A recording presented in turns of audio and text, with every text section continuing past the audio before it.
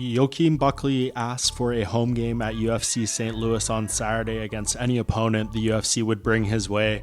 They answered with Nursulton Ruziboev, and Buckley answered with a spectacular performance, winning all 3 rounds in my mind for a unanimous decision on this card, and he is now 4-0 in the welterweight division, looking very, very solid since dropping down from 185 pounds, and I think he has some real potential here to break into the top 10 and stay there for a little bit.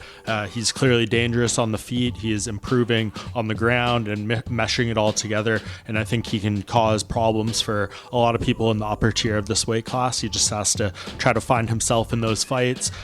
He called out Conor McGregor in the post-fight interview, which I thought was an epic miss. Many people agreed, and I think you saw Dana White's reaction to that at the post-fight press conference as well, instantly shutting it down.